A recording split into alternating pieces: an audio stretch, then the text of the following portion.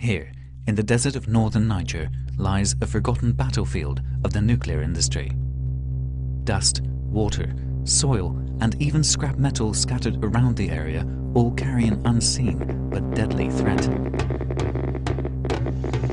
Landlocked in the Saharan desert, Niger ranks as the fourth poorest country on the planet. Its soil, however, is rich in mineral resources such as uranium. It's this precious metal providing the fuel for nuclear reactors which drew the French nuclear industry to the region in the 1970s. Lured by the economic promise of the mining operation, settlers from Niger soon followed. Now, the twin mining towns of Akokan and Ali sit among a legacy of industrial waste, environmental destruction, and radiation. Al-Mustafa Al-Hassan heads a local organization which has been protesting the effects of the uranium mining by French company Areva. While sounding the alarm bell at an international level, his priority is to inform the local people of the hidden danger. Les gens, non, je vais dire, ils n'ont pas peur puisqu'ils ne savent pas de quoi est fait la radioactivité, ils ne connaissent pas c'est quoi la radioactivité. La priorité des gens, c'est la pauvreté. Mais quand même, ces problèmes, il ne faut pas les perdre de vue. Il est là. Les deux vont à la fois parce que la radioactivité augmente la pauvreté, parce qu'elle fait des victimes. Clouds of dust caused by a controlled explosion in the open pit mine carry poisonous gas towards town. Mountains of industrial, radioactive waste sit in the open air for decades. And the shifting of millions of tons of rock and earth has corrupted a once clean source of groundwater that is also rapidly disappearing due to industrial overuse. Comme vous l'avez constaté, la faune a disparu, la flore a disparu autour de la ville d'Arlit. C'est vrai que c'est un pays désertique, mais quand même il y a des arbres qui vivent dans des déserts. Donc l'héritage pour nous, c'est la pollution durable. A full, independent investigation of radiation levels and the impacts on human health and the environment has never been carried out. But in November 2009, Greenpeace and its partners were able to conduct a brief scientific investigation of the area. They measured radiation levels in and around the mining towns. In some cases, readings went over 100 times above internationally recommended levels. Just within a few days, we found that the people of these villages are exposed to unacceptably high levels of radiation caused by radioactive materials in the street, radioactive scrap metal in the market, and it clearly shows that the mining companies owned by Areva are not taking care of the problems. Soil and water samples taken by Greenpeace were investigated by the French Nuclear Research Institute, CRIRAD, in Valence. Its findings further confirm the radioactive contamination of the region. Les analyses qu'on a pu faire montrent d'abord la persistance de la contamination en uranium. Sur 4 des 5 échantillons d'eau, la quantité d'uranium dépasse les recommandations de l'Organisation mondiale de la santé. Ensuite, la présence d'autres substances radioactives, dont le radon, qui est un gaz radioactif et qui est dissous dans l'eau. Et puis la pollution par des éléments chimiques, par exemple des nitrates, de l'ammonium, du molybdène, à des concentrations pour les nitrates et le molybdène qui dépassent là aussi les recommandations de l'OMS. Pourtant, ces eaux sont toujours distribuées aujourd'hui à la population et aux travailleurs pour leur consommation. Exposure to radioactivity can lead to serious health issues such as birth defects, leukemia, and cancer. Areva claims conditions in the mines and their surroundings are safe and radiation levels are being monitored. 2 local hospitals, funded by the company, check the health of workers and the rest of the population. Les principales pathologies qu'on a ici sont le toux, les diarrhées, les dermatoses. Et donc ces pathologies sont pratiquement les mêmes qu'on retrouve dans les autres régions du pays. Ce n'est pas du tout lié aux radiations. Areva, however, fails to mention that the hospitals lack the equipment and expertise to properly diagnose cancer. Many ex-workers are already suffering from unexplained diseases. Almost 10 years ago, laundry worker Jigozaki collapsed during his work at the Somair mine. Since then, he's been forced to retire and was never informed about the cause of his condition.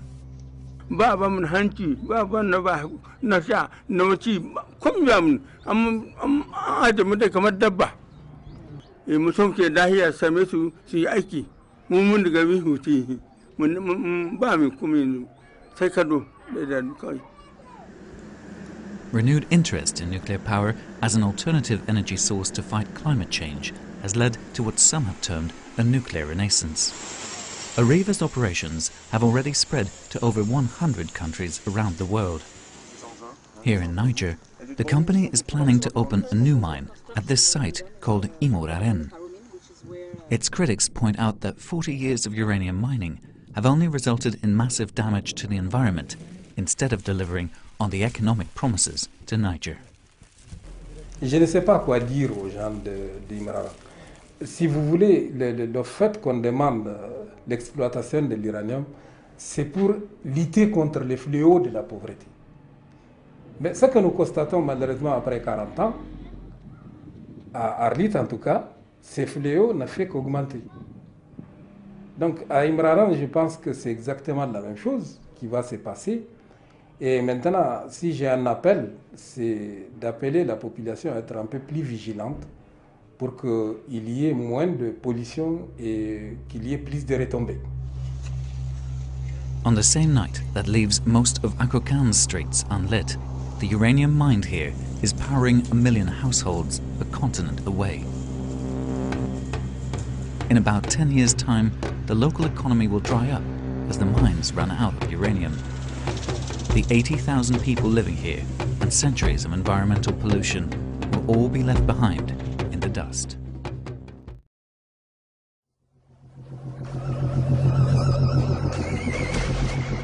Le Niger sort gagnant dans son bras de fer avec le numéro 1 mondial du nucléaire. Il renégocie à la hausse son bénéfice sur la production de l'uranium. Désormais, le groupe français Areva devra pratiquement payer le double pour exploiter le minerai. Germaniche avec Abdul Karim Mahamadou. C'est l'aboutissement de 18 mois d'âpres négociations, marqués parfois par des moments de forte tension entre l'État du Niger et le groupe nucléaire français Areva. La convention signée à Niamey est historique et stratégique. Elle porte sur l'exploitation du gisement d'Imuraren. Située dans le nord du Niger, cette mine d'uranium est la plus importante de toute l'Afrique et la deuxième du monde derrière celle de McArthur River au Canada. L'exploitation de ces gisements, dont la production va démarrer plaise à Dieu en 2012, va se traduire par un niveau de production de 5000 tonnes d'uranium par an pendant au moins 31 ans. C'est vraiment un partenariat gagnant-gagnant que nous construisons pour une durée très très longue, 35 ans. Monsieur le Président. Le président nigérien Mamadou Tandia se félicite de ce partenariat avec le groupe français Areva qui détiendra les 2 tiers du capital de la société créée en vue de l'exploitation du gisement d'Imuraren, tandis que le tiers restant reviendra à l'État du Niger. Un scandale, d'après la société civile nigérienne. On aurait dû peut-être demander au moins 50%. Il s'agit bien de notre uranium. Il n'y a pas de raison de fléchir. La société civile nigérienne n'a pas pris part aux négociations ayant abouti à l'accord sur le gisement d'uranium d'Imuraren, tout comme le mouvement des Nigériens pour la justice, la rébellion très active dans le nord du pays. Ce qui ne constitue pas un problème pour le groupe nucléaire français. On a toujours été très très clair sur le fait que Areva n'avait pas de dimension politique. Notre rôle n'était pas de participer à un débat politique entre, je dirais, la rébellion du MNJ et l'État du Niger. La rébellion du MNJ n'a toujours pas réagi à la signature de la convention octroyant au groupe français Areva le permis d'exploiter le gisement d'Imuraren. Son silence vaut-il consentement? On le saura avant le début de l'exploitation de la mine en 2012. Debt is the weapon used to conquer and enslave societies, and interest is its prime ammunition. And as the majority walks around oblivious to this reality, the banks, in collusion with governments and corporations, continue to perfect and expand their tactics of economic warfare, spawning new bases, such as the World Bank and International Monetary Fund, while also inventing a new type of soldier, the birth of the economic hitman.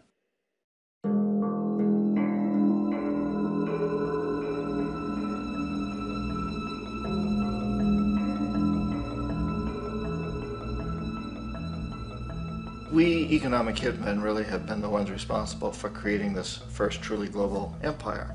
And we work many different ways.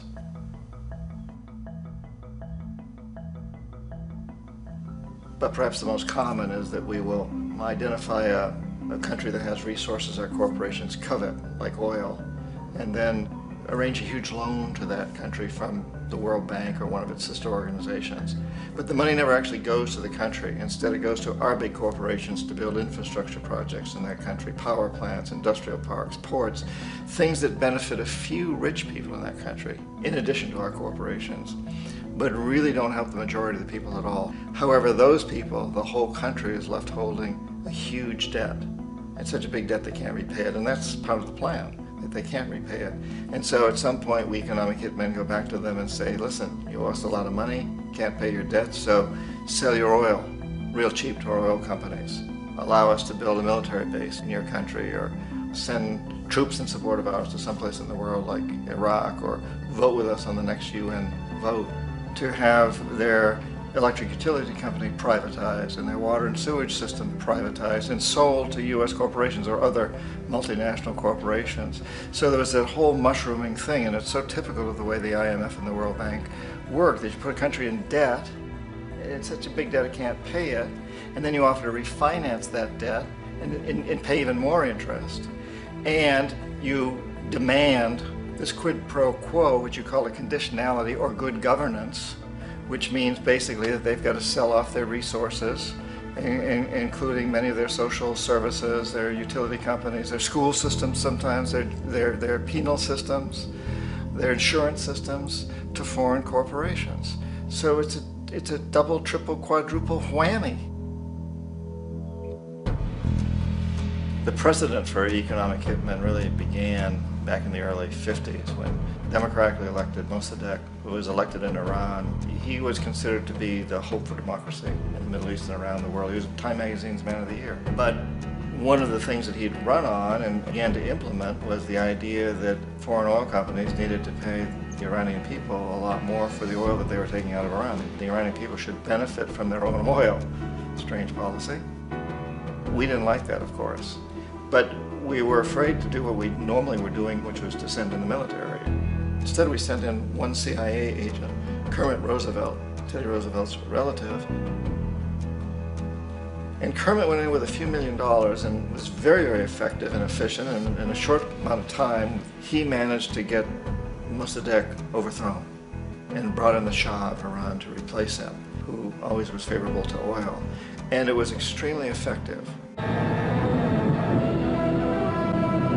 Bombs overflow Tehran. Army officers shout that Mossadegh has surrendered and his regime as virtual dictator of Iran is ended. Pictures of the Shah are paraded through the streets as sentiment reverses. The Shah is welcomed home. So back here in the United States, in Washington, people looked around and said, wow, that was easy and cheap. So this established a whole new way of manipulating countries, of creating empire. The only problem with Roosevelt was that he was a card-carrying CIA agent, and had he been caught, the ramifications could have been pretty serious. So very quickly at that point, the decision was made to use private consultants to channel the money through the World Bank or the IMF or one of the other such agencies, to bring in people like me who worked for private companies, so that if we got caught, there would be no governmental ramifications.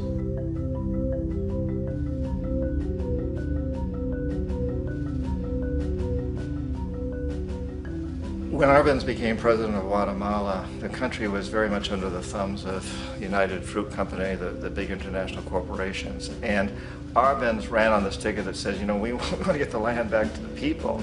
And once he took power, he was implementing policies that would do exactly that, give land rights back to the people.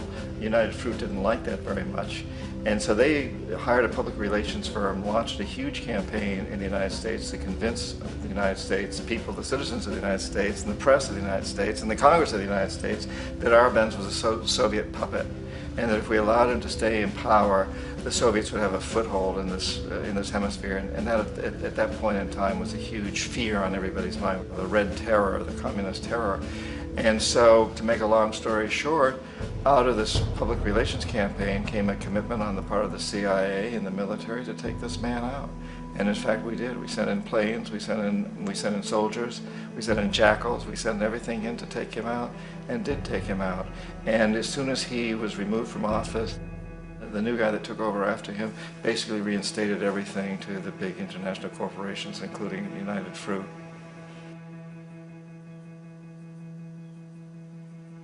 Ecuador for many, many years had been ruled by pro-US dictators, often relatively brutal. Then it was decided that they were going to have a truly democratic election. Jaime Roldos ran for office, and his main goal, he said, as president would be to make sure that Ecuador's resources were used to help the people. And he won, overwhelming, by more votes than anybody had ever won anything in Ecuador. And he began to implement these policies to make sure that the profits from oil went to help the people. Well, we didn't like that in the United States. I was sent down as one of several economic hitmen to change Roldos, to corrupt him, to bring him around, to let him know, okay, you can get very rich, you and your family, if you play our game, but if you continue to try to keep these policies you've promised, you're going to go. He wouldn't listen. He was assassinated. As soon as the plane crashed, the whole area was cordoned off. The only people allowed in were U.S. military from a nearby base and some of the Ecuadorian military. When an investigation was launched, 2 of the key witnesses died in car accidents before they had a chance to testify. A lot of very, very strange things that went on around the assassination of Jaime Roldos. I, like most people who've really looked at this case, have absolutely no doubt that it was an assassination. And of course, in my position as an economic hitman, I was always expecting something to happen to Jaime, whether it be a coup or assassination, I wasn't sure, but that he would be taken down because he was not being corrupted. He would not allow himself to be corrupted the way we wanted to corrupt him. Omar Torrijos, president of Panama, was, one of my favorite people. I really, really liked him. He was very charismatic. He was a guy who really wanted to help his country. And when I tried to bribe him or corrupt him, he said, look, John, he called me Juanito. He said, look, Juanito, I don't need the money. What I really need is for my country to be treated fairly.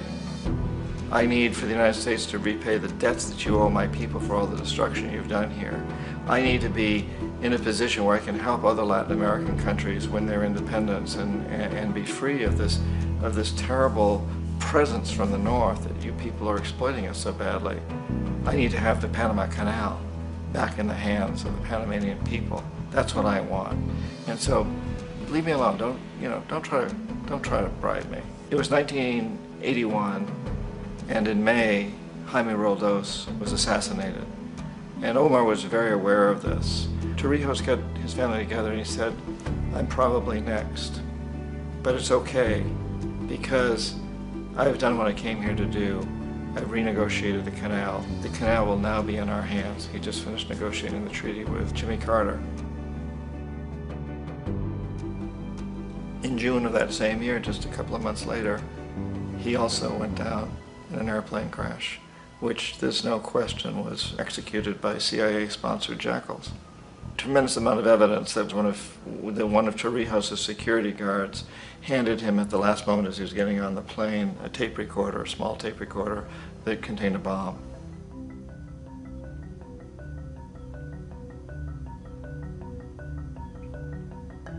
It is interesting to me how this system has continued pretty much the same way for years and years and years, except the economic hitmen have got better and better and better.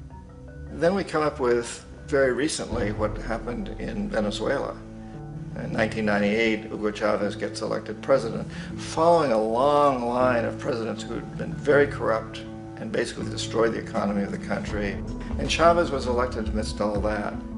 Chavez stood up to the United States, and he's done it primarily demanding that Venezuelan oil be used to help the Venezuelan people. Well, we didn't like that in the United States. So in 2002, a coup was staged, which there's no question in my mind, and most other people's minds, that the CIA was behind that coup.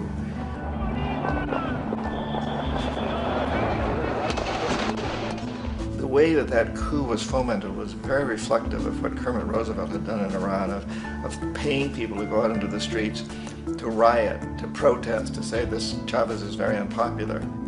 You know, if you can get a few thousand people to do that, television can make it look like it's the whole country, and things start to mushroom. Except in the case of Chavez, he was smart enough, and the people were so strongly behind him that they overcame it, which was a phenomenal moment in the history of Latin America.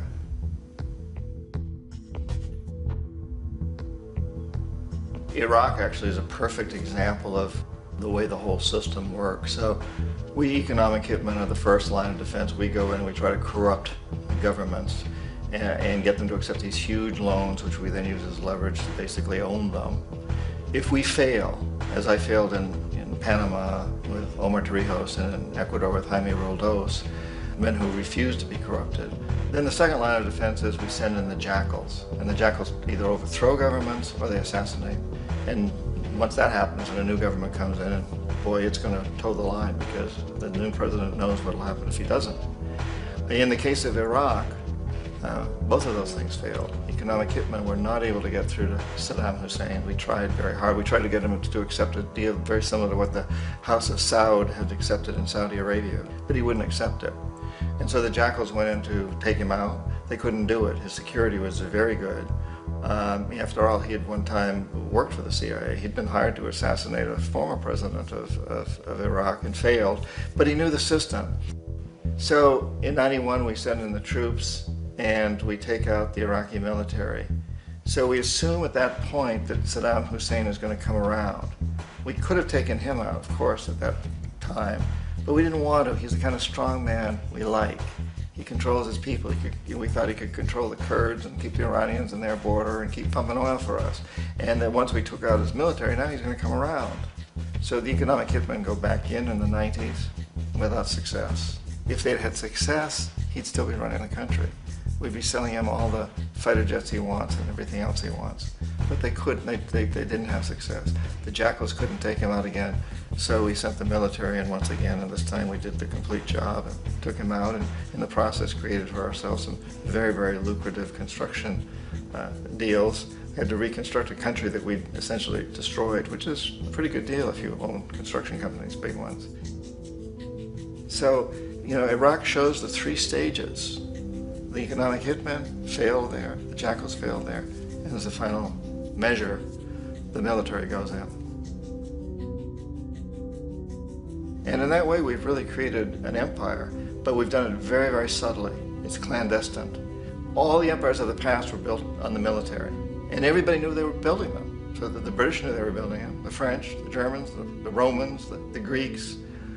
And they were proud of it, and they always had some excuse like spreading civilization, spreading some religion, something like that. But they knew they were doing it. We don't. The majority of the people in the United States have no idea that we're living off the benefits of a clandestine empire, that today there's more slavery in the world than ever before. And then you have to ask yourself, well, if it's an empire, then who's the emperor? Obviously, our presidents of the United States are not emperors. An emperor is someone who's not elected, doesn't serve a limited term, and doesn't report to anyone, essentially. So you can't classify our presidents that way. But we do have what I consider to be the equivalent of the emperor, and it's what I call the corporatocracy. The corporatocracy is this group of individuals who run our biggest corporations, and they really act as the emperor of this empire. They control our media, either through direct ownership or advertising. They control most of our politicians because they finance their campaigns, either through their corporations or through personal contributions that come out of the corporations. They're not elected, they don't serve a limited term, they don't report to anybody. And at the very top of the corporatocracy, you really can't tell whether a person's working for a private corporation or the government because they're always moving back and forth. So, you know, you've got a guy who one moment is the president of a big construction company like Halliburton, and the next moment he's vice president of the United States, or the president who is in the oil business. And this is true whether you've got Democrats or Republicans in the office. You have the moving back and forth through the revolving door. And in a way, Our government is invisible a lot of the time, and its policies are carried out by our corporations on one level or another.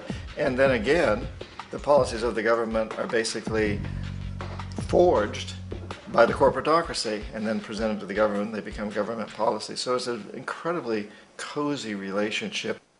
This isn't a conspiracy theory type of thing. These people don't have to get together and plot to do things. They all basically work under one primary assumption, and that is that they must maximize profits regardless of the social and environmental costs.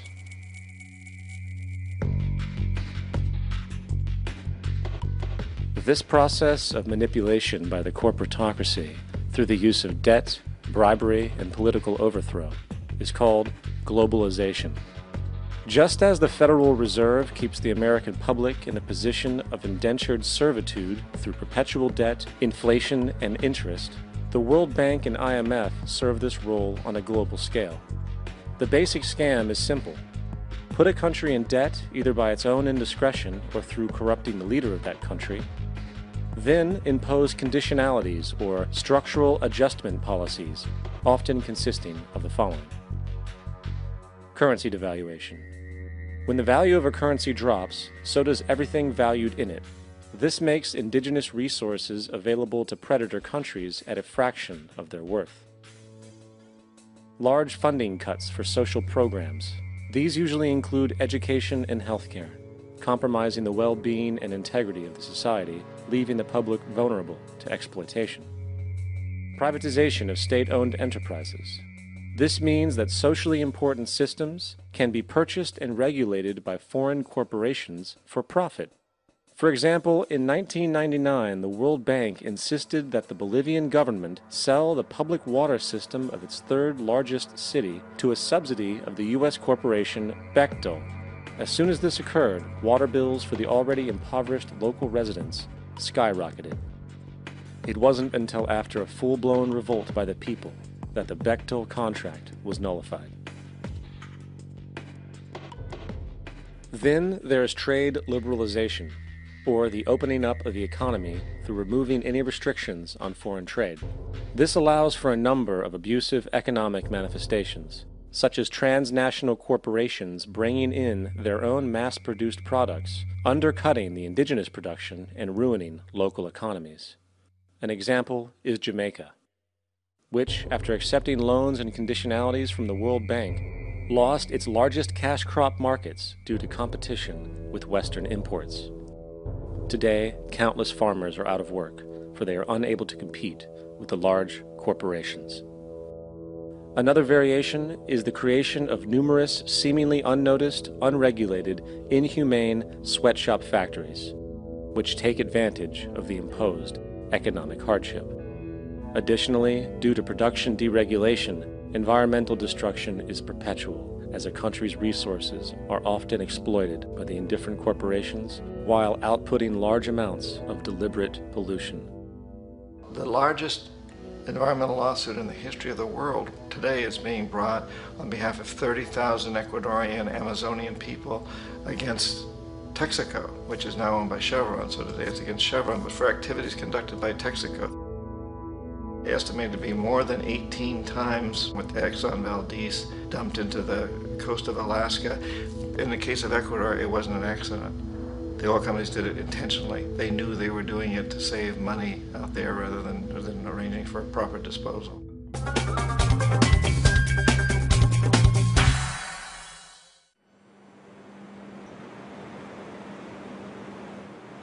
Voici le fleuve qui pourrait un jour fournir de l'électricité à toute l'Afrique, le Congo, avec son débit constant de 42 000 mètres cubes d'eau par seconde. Il a le plus grand potentiel hydroélectrique du monde.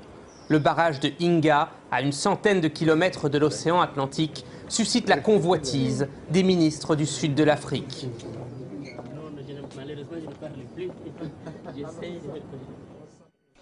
Pour toute la région, le problème de l'énergie sera résolu, donc c'est merveilleux. Mais il faut de l'argent. Oui, il faut de l'argent. Donc nos gouvernements doivent travailler avec les institutions financières pour investir des ressources dans l'Inga. Comme ça, le problème du manque d'énergie sera résolu. Amener de l'argent, ce ne sera pas facile. Pour réfectionner les 2 barrages existants, et surtout pour en construire 2 supplémentaires, pas moins de 40 milliards de dollars américains sont nécessaires. Chaque turbine produit déjà assez d'énergie pour alimenter une ville moderne d'un demi-million d'habitants. Mais la plupart des 14 turbines sont en panne. Le Congo sort d'une longue guerre, le barrage est réduit à la moitié de son potentiel. Pourtant, dans cette pièce, le courant alternatif est transformé en courant continu afin d'être acheminé jusqu'aux mines de cuivre à 2000 km de là et même jusqu'en Afrique du Sud grâce au soutien de la Banque mondiale. Mais sur place, pour les habitants, la seule source d'énergie, c'est le bois. Les enfants sont de corvée. Il n'y a pas de courant chez vous? Oui. Quoi, oui ou non? Il y en a ou il n'y en a pas? Oui. Il n'y en a pas. Il n'y en a pas. Il n'y en a pas. Il n'y en a pas. Je vais ma courir. Je vais nader ce camion. Dans les villages proches du barrage, rien n'a changé. Comme à l'époque de la colonisation, les investissements servent à l'industrie minière. Le câble, c'est le courant. C'est le courant. Et pour vous? Pour vous, ça ne travaille pas pour nous. Ça ne donne pas de lumière comme dans le village comme ça. Ça ne donne rien. Pourtant, ça emmène du courant jusqu'en Afrique du Sud, le barrage de Inga. Ça va, si ça passe là-bas, ça peut nous donner aussi de l'argent dans le coste de l'État. Pas pour nous, les peuples. Le barrage est dans un état de déliquescence totale. Des dizaines de milliards de dollars sont nécessaires à sa réfection et à son amélioration. Pourtant, c'est sur ce site que repose le futur du continent africain.